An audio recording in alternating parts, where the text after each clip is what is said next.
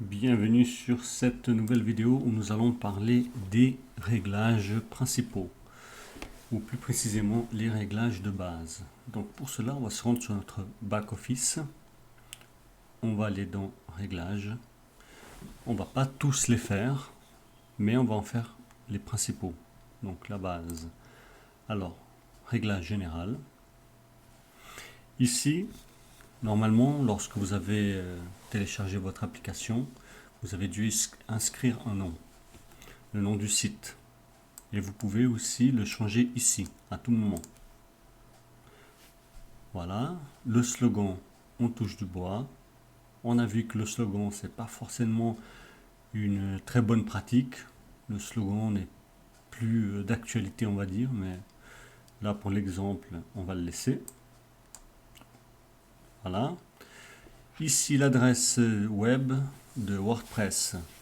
Ça, c'est vraiment quelque chose que je vous invite à ne surtout pas toucher. Cela pourrait créer des problèmes sur votre site. Là, il est comme il faut, donc on va pas le toucher. L'adresse de messagerie, ça, c'est l'adresse par défaut lors de votre inscription pour recevoir toutes les notifications, les alertes, etc. Vous pouvez évidemment la changer et vous recevrez un mail pour confirmer, pour valider. Donc, cette adresse est utilisée à des fins d'administration. Si vous la changez, nous vous enverrons un email à la nouvelle adresse afin de la confirmer. La nouvelle adresse ne sera pas active tant que vous ne l'aurez pas confirmée. Voilà. L'inscription. Alors l'inscription, vous pouvez choisir si tout le monde peut s'inscrire sur votre site ou pas. Moi, je vous déconseille pour la simple raison que vous allez être fortement spammé. Donc, si c'est coché, vous la décochez. Et du coup, vous n'aurez pas besoin de vous inquiéter de ça, parce que si vous cochez, eh bien ici, il faudra attribuer un rôle à ceux qui s'abonnent. Et évidemment, le rôle, c'est abonné, pas auteur, éditeur ou quoi que ce soit. Alors, on ne va pas la cocher. Concernant la langue, admettons que vous parlez le français canadien ou le français belge, ce qu'on peut trouver aussi ici. Donc, dans français du Canada, français de Belgique, eh bien, moi, je vous conseille de tout de même rester sur du français. Pourquoi? Parce que vous verrez sinon sur votre site des occurrences en anglais, pardon. Il y aura des choses écrites en anglais et c'est peut-être pas ce que vous cherchez. Donc, il est mieux traduit en français. Alors ça, il n'y a rien à changer ici, sauf si vous voulez apporter des modifications sur les articles, que ce soit écrit de cette façon-là ou de cette façon-là, les dates, les formats de date et formats d'heure. Ensuite, pensez bien à enregistrer. Ici, on va sauter l'écriture pour aller directement sur lecture. Alors, ici, vous n'avez rien à changer. La seule chose peut-être que vous devez faire lors de la construction de votre site, c'est cocher cette case pour demander au moteur de recherche de ne pas indexer ce site. C'est peut-être mieux comme ça que durant que vous le travaillez, eh bien, il n'est pas indexé par les moteurs de recherche. Ensuite, vous mettez enregistrer. On va aller ensuite sur commentaires. Alors, commentaires, il n'y a pas grand-chose à changer non plus.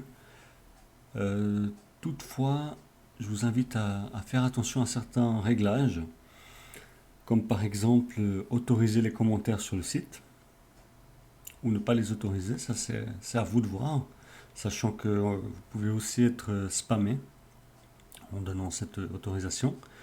Donc ici, l'autorisation n'est pas quelque chose de fixe, hein. Vous avez encore la possibilité sur chaque article de faire ce réglage. Ça, ce sera juste le réglage de base, d'office.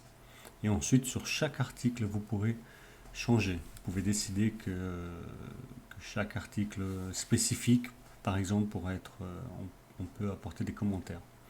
Moi, je vous encourage à pas forcément laisser, à moins que vous voulez créer un forum, évidemment. Ça, c'est une autre question. Ici, l'auteur ou l'autrice d'un commentaire doit renseigner son nom et son adresse. Moi, je vous conseille, donc dans le cas où vous autorisez, hein, donc les commentaires. Un compte doit être inscrit et connecté pour publier des commentaires. Ça aussi, je vous conseille. Donc, c'est un compte qui doit être créé et validé par email.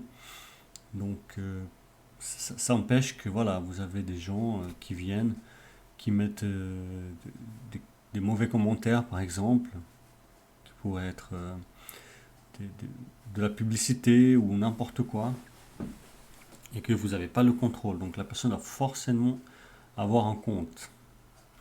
Ici, très important, m'envoyer un message lorsque un nouveau commentaire est publié.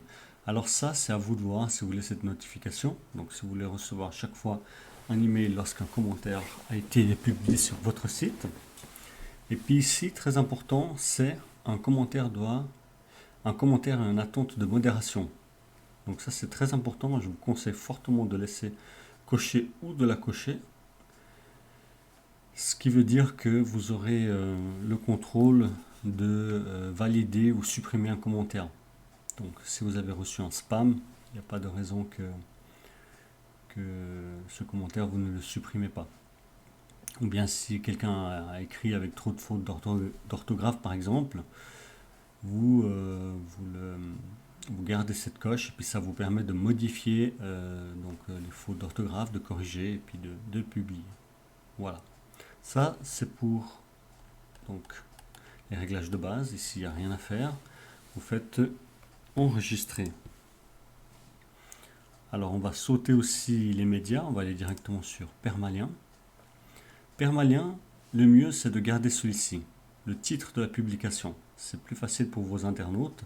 Par exemple, si vous avez écrit un article, donc ce sera le nom de votre site, le nom de l'article. Et si votre internaute, par exemple, l'a enregistré dans l'article favori, eh bien, il va le retrouver même si vous le modifiez. Tandis que si vous l'enregistrez sur date et titre, eh bien, vous apportez une modification. Vous avez vu qu'il fallait changer quelque chose. Eh bien, votre internaute, par exemple, qui aurait enregistré ce permalien dans ses favoris, eh bien, il ne va plus le retrouver. Ça peut créer vraiment du désordre. Donc gardez celui-ci d'office. C'est la meilleure chose à faire.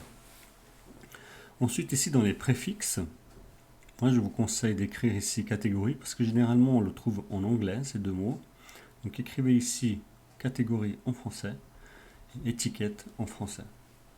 Ensuite, on enregistre. Et voilà, c'est tout pour les réglages de base.